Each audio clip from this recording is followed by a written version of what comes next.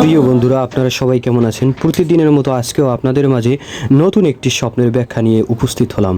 আজকের স্বপ্নের ব্যাখ্যাগুলো হচ্ছে স্বপ্নে দাওয়াত খেলে কি ঘটতে পারে আপনাদের সঙ্গে। তাই কথা না বাড়িয়ে চলে যাই আসল ঘটনা নিয়ে।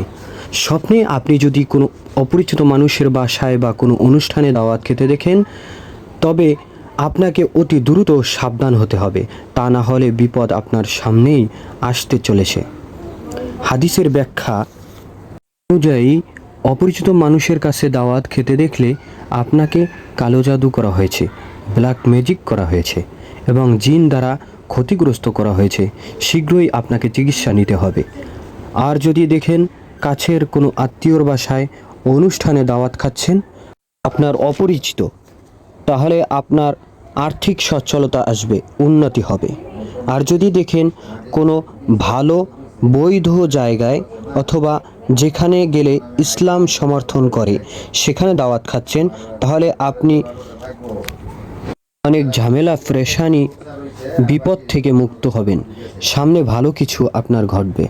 আর যদি আপনি স্বপ্নে দেখেন বারবার একাধিকবার দাওয়াত খাচ্ছেন, তবে মনে রাখবেন আপনাকে ব্ল্যাক ম্যাজিক, কালো জাদু করা হয়েছে। বারবার দাওয়াত খাওয়া এটাই বোঝায়। অতি দ্রুত চিকিৎসা নিন, ভালো কোনো মানের হুজুর থেকে চিকিৎসা নিন, যেসব হুজুররা জিন জাদুর চিকিৎসা ভালোভাবে করতে পারে।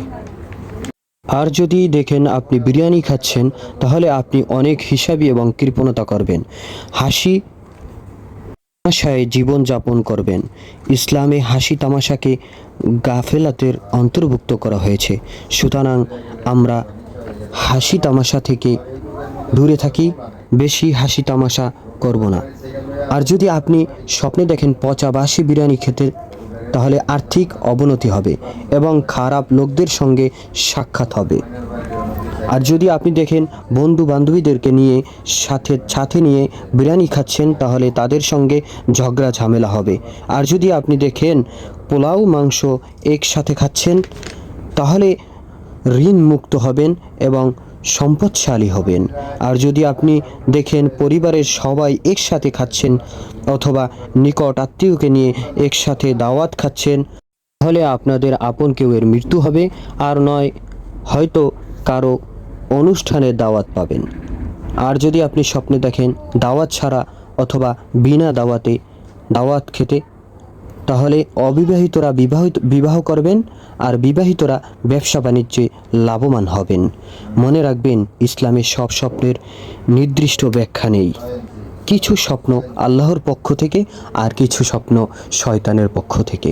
সামনে আরও নতুন নতুন স্বপ্নের ব্যাখ্যা পাওয়ার জন্য আপনারা সকলে আমার চ্যানেলটি সাবস্ক্রাইব করে রাখবেন।